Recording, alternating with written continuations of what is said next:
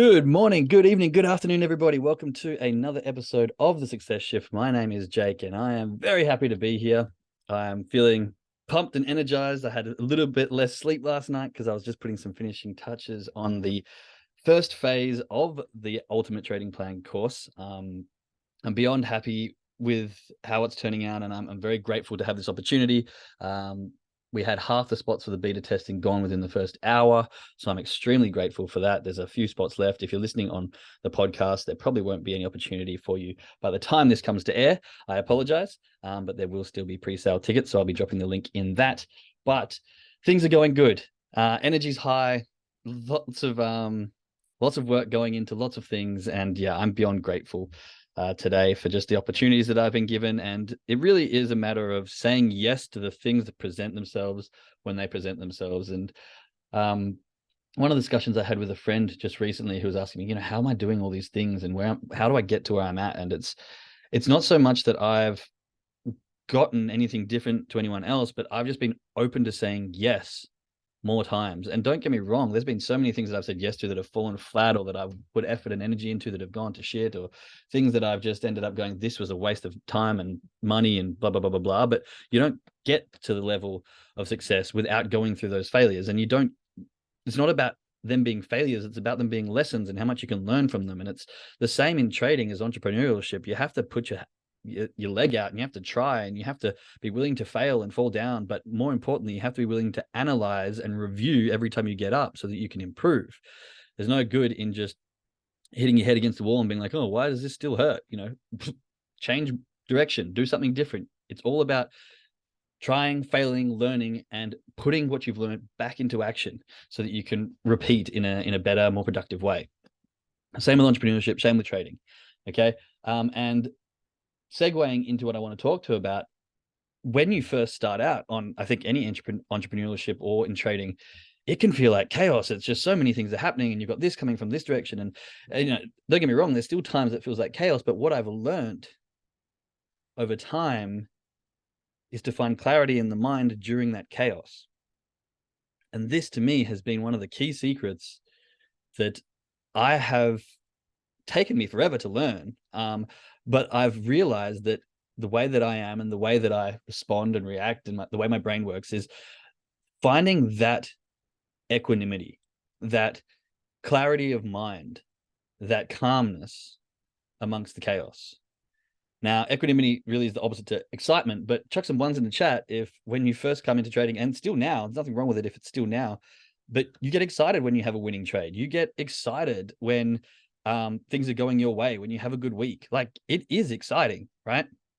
It's really nice feeling to be able to sit there and look back and be like, yeah, look at the money I made. Like, it's great. And I think you should be able to reward yourself and feel great about those things. But there's a difference between the feeling of pride and being happy with yourself and over I don't want to say over exaggerate, but full excitement. And that is where we kind of need to find that line, because sometimes when we get too excited and we start to get on a roll, we get this feeling of, how do you want to say? You just get this feeling of confidence that can be over exuding and lead to falsified confidence, which can then lead to mistakes and failures and stuff like that. So we need to keep our reins on our excitement. And I think what I've learned is that it's not about jumping and screaming out the window like, yes, I'm amazing, look what I've done, but about being proud internally and being able to move on. I spoke, I think, last week, euphoria. Thanks, Yvonne. Yeah, that's a good word for it. A feeling of euphoria where you get very, like I said, I'm going to hang on. Too many buses going past. Feeling of euphoria, and then you can get complacent, and then we can have mistakes being made. So what I want to talk about is that equanimity, that ability to find the calmness, that ability to be present, and really mindfulness is a key aspect to this equanimity. But having equanimity allows us to become objective, not subjective, when assessing our risk and reviewing our trades and reviewing risk in general. Okay. And this is a massive important aspect, which I think a lot of people don't really comprehend the difference. And when we're looking at risk, so like every time we get into a trade, I speak a lot about this, fully accepting your risk. You have to accept the risk of going into a trade. Once you fully accept the risk of going into the trade, then you're able to manage it better and less emotionally, and you have that calmness, and you can really, manage it in an objective way, I guess is the best way to put this. But when we don't fully accept the risk, when we have a need for the money, when we have some kind of desperation, we start to view these things subjectively because we actually have a connection. We have something, a sunken cost in each of these individual trades. And so it becomes a lot harder to let go. I'm sure you've heard of directional bias. Sometimes people hold on to their losing trades a lot longer because they're stuck in this directional bias. They don't want to look for the exits. They don't want to accept the fact that, okay, this is turning around. Maybe this is a bearish engulfing candle below the aqua and I'm in a buy. But no, it could turn around. There's hope trading. This, oh yeah, but maybe the next one's here and it could turn around off that. That's because you have a sunken cost into this movement of the market. And now you're assessing the risk subjectively, not objectively. Okay. And when you have this equanimity, you're able to calmly and rationally view the situation in a sense that isn't attached to emotion. So you're not reactive, you're now responsive. You have the calmness and the clarity. So therefore, you're able to do what's best for the capital rather than what's best for your ego, your emotion, your bank account. And when I say the capital, I mean the percentage capital of your trading account, not the dollar amount that's going to be in your bank account. Okay. This comes, a perfect way to, I suppose, summarize this is from Mark Douglas. It was one of his amazing quotes is, when the internal struggle ends, everything becomes easy. And if you think about every time you're in a trade that's losing or that's difficult or that's stressful, you can probably get to a point, chuck some ones in the chat, if you've been in the trades where maybe it's not going your way and you're like, oh, but then it could do this, and then hang on, if it just does this, then it will go in my direction. Or what if it closes here, then maybe I should be getting out, but maybe I shouldn't, or maybe it will actually hit this next one and then it could reverse, and it's stressful. You're trying to analyze every single tick. You're trying to make sure that you're not wrong. You're trying to subjectively review and assess the risk in the hopes that it will go in your direction, and it's frantic because what's happening is this internal struggle of like, will I be wrong? Will I not? And it gets very stressful. But as soon as that goes away, think about the time when you're in a trade and it's just moving up and you're not doing anything but going, oh, my trading plan says trail by X amount of points, trail by the yellow EMA, whatever it is, on candle closure. Okay. There's no internal struggle. I just do what I have to do. Okay. Next one, do what I have to do. Okay. It took me out. I got X amount of points. How easy is that?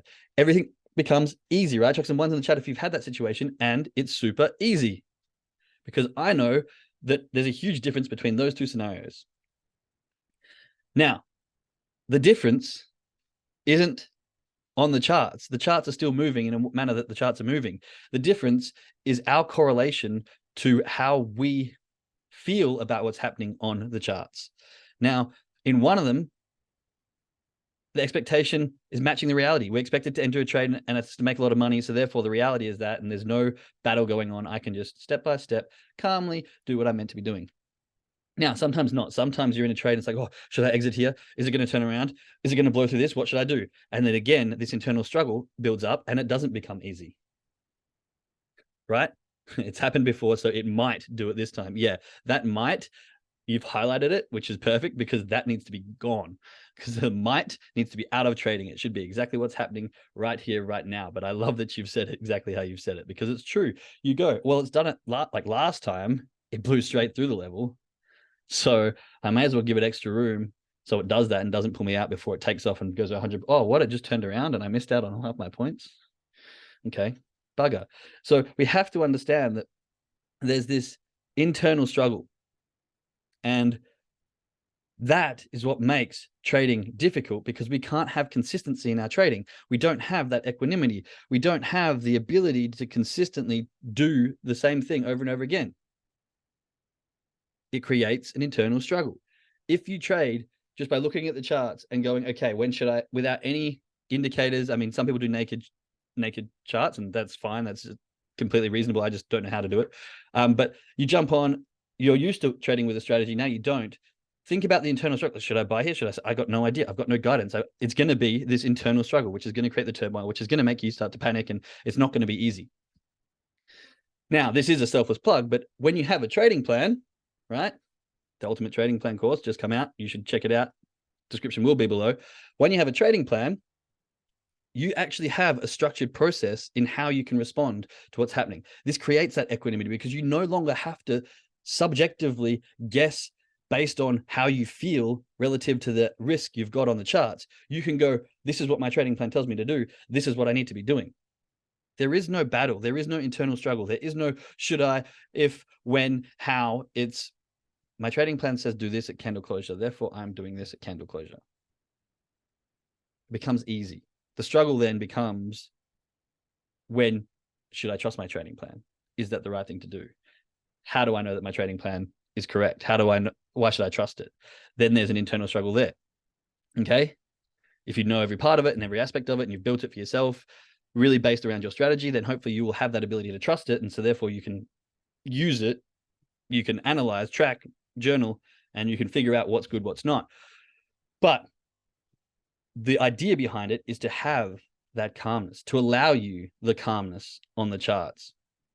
And not only that, but when you are calm, when you do have that equanimity, when you are in a state which is able to just observe, then you're able to assess the risk much easier. Put some ones in the chat if you have had trouble exiting a trade, even though an exit has come up before in a live trade. Ones, yeah. For me, it was ages. For me, it's probably still one of my weaknesses that I need to work on. Right now, for those of you that said one, or for those of you that don't have it, I want you to think about: is it a hell of a lot easier in a demo account when you know the money doesn't matter to exit that trade? Check some ones in the chat if it is.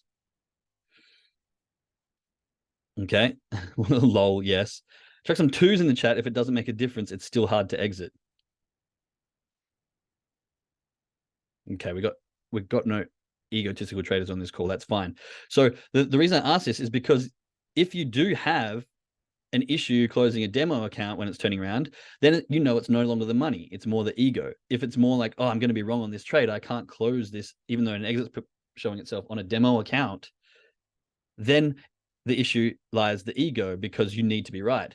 If you have no problem at all taking an exit on a demo account, but you do have a problem taking it on a live account, then we know that it's the money that's causing this issue. This is trading psychology. This is a relationship with money, or a need or desire for that exact amount to stay to you that is making you behave differently to how you normally would. And these are the things that we need to assess. So just then you've done an exercise, everyone on this call anyway, as to whether your ego is the thing holding you back or whether it's the relationship with money. So now you can look at the relationship with money and you can go, right, I want you to think about if you're risking 2% per trade and you see it start to turn around, you're like, oh, I don't really want to let this go. I don't want to lose. Check some ones in the chat if you've had that issue, right? Same people probably had the same issue, right? It's the same thing. Then I want you to look at it as if you had only 0.1% risk on that trade. Do you think you're going to have the same issue closing it out? Because this is a massive thing when we talk about, when I talk to traders, and I often say, why don't you reduce the lot size? Because they often have, 2% risk, 1% risk. That's great. I think that's really reasonable, but it's only reasonable if your risk tolerance matches that. If you've got a $1,000 account and 2%, or I was about to do 2%, it's like $20, then how much does that mean to you? If you can lose $20, then that risk tolerance isn't going to mean much. Therefore, if it's about to exit with maybe you're like, I'm going to lose $7, who cares about that? You can take the exit. If you've now got a $100,000 account and you're looking at 2% being, $2,000, and it's come down and you stop, your exit's going to be halfway through. Are you honestly able to go, oh yeah, that's okay, I can just dismiss of $1,000? Like, it doesn't matter. For most people, the answer is no. And that's because their relationship with money. That's because the way they look at trading in a dollar aspect. It's because they don't have that equanimity to objectively review a trade. They are subjectively reviewing the trade relative to the sunken cost of that trade. So therefore, they haven't fully accepted the risk of the trade before entering. If you reduce that to 0.5% or to 0.1, as I was originally saying, that $2,000 then becomes $100. Much easier to close out a trade when half of that's gone, so $50. It's like, okay, $50. Yeah, I can actually close that out. It's no problem. See how that's exact same trade, different scenario, different relationship to money, giving you a non-objective response, but a subjective response. And this is the important aspect I want you to understand here, is that having equanimity and being able to be truly free in your assessment of the situation or assessment in the risk allows you to trade objectively, not subjectively. And it's a hard thing. This is what trading psychology is. This is about learning yourself so you can take away that subjective point of view that makes you hold on to trades, that makes you do irrational things, that makes you do illogical things. We want to get to a point where we're objectively reviewing it, saying, no, that is turning around. Doesn't matter about the dollars, doesn't matter about the points. This is a sign that I have predetermined that is turning around on me. Therefore, my move is wrong. And probability speaking, more times than not, it will turn around here and I'm going to continue to lose money if I don't exit. Yes, sometimes it might reject. And if you find that you take that exit and 9 out of 10 times it turns around, but you've tracked that, you've analyzed it, you've written it in your emotions, and you've gone back and reviewed it, then you can say, this exit isn't for me. I need to look at something else. But until you can do that, you can't tell whether it's going to be beneficial for you or not. This is, I guess, the basics, the entire synopsis of trading psychology and how we need to really figure out our relationship with money, our relationship with self, our relationship with other things, ego, there's the fear, the greed that comes into all this, and how we can find calmness amongst all of that. How we can sit back, observe all the emotions, all the movement, all of the other psychology without a reaction and go, I need to dismiss all of this. I need to be calm, objectively review what is happening. This is turning around. My trading plan is helping me, telling me objectively what I should be doing. Let's ignore the subjective review and go, yes, you're right. With calmness, I will respond because that's what I'm told to do. That's what my trading plan says to do. That's what I have told my previous self what to do. And that is going to give me the best option in capital preservation and, in longevity of trades. Because if you can end up taking a small loss, yeah, it may hurt in that momentary point. You might go, that's not what I wanted. Who cares? Within a few seconds, you'll be on to the next, looking for a setup. Let's move on. But if you allow it to come back, and you could have taken 8 points, and then you realize that, you know what, my emotions took over and I had to watch it hit my full stop loss. And now instead of losing 8 points, I've lost 24 points or 32 points. That's 3 or 4 times the amount. That's 3 or 4 opportunities to enter into a winning trade that you have passed up on purely because your ego or whatever it is at that time was stronger than your ability to objectively review a trade and your ability to follow your trading plan. You have not only lost a full stop loss, but you have somewhat taken away another 3 opportunities to enter into a winning trade, because you take the exit every single time, you're going to maybe reduce it by your loss by half, 75%. That means the one trade where you decided, no, my emotions are stronger, limits you from 3 other possible trades in capital when we're talking capital. Makes sense? We've got totally makes sense in the chat. We've got, I'm slowly changing my mindset from dollars lost or made to points. Perfect. Seems to give me less stress. It should. That's awesome. Really starting to read the Janie information. Yep. See how I'm doing, especially now doing my FTMO. That's perfect. Yes. Ones. Okay, great. We spoke a little bit about directional bias. Okay. This is that linked sunken cost. If you're in a buy, selling signs are showing, but you refuse to acknowledge them, this is because you're subjectively reviewing the trade, not objectively reviewing, because you have got that sunken cost. Now, We've talked a little bit about reducing the lot size and how this can be very beneficial to allow you to really see your trading plan out and really see objectively what's happening on the charts. You must understand that every person's risk is different and subjectively different. Everyone here is probably in a different situation, a financially, be in life, see maybe in the current mood of that day. So really, the risk is very different for every person, and we need to find a way to find consistency within that. And yes, I'm going to say it 101 times, but that is a trading plan. A trading plan allows us a baseline to find consistency in all these things that we need to be finding consistency in. Okay. Right. Objectively calculating downside versus upside an infinite amount of times is the recipe to creating huge wealth. This was a quote from Anton Creel. I've just found him on YouTube. Actually, he's a really high-end trader, I think, on Wall Street.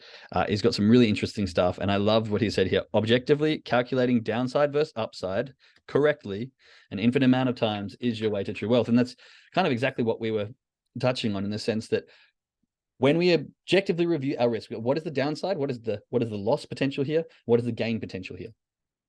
And more often than not, if you're going to be, making profit, you look for, okay, this is a downside, this is an upside. Upside's greater than downside. It is worth the risk. However, once we jump in subjectively, we really find it hard to assess that clearly. We cannot find the freedom to look at that without any kind of influence from our outside world. And therefore, it becomes really hard to objectively review that over and over again. So this freedom creates clarity, which creates the ability to objectively review rather than subjectively review. And if we can have equanimity amongst the chaos, we are able to then step back from that subjective assessment of our risk, and we're able to objectively review what's going on. And therefore, we are able to make more informed, more clear, and more defined, responsive decisions rather than emotional-based, reactive, holding onto trades far too long, money-losing decisions.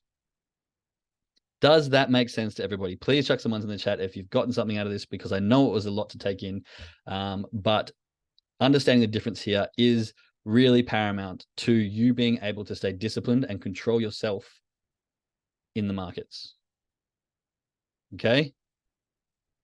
Having equanimity prevents the reactivity behavior and a mind that is impartial, with a mind that is impartial yet discerning. Basically, the best summary of equanimity in the markets that I've kind of heard. Having equanimity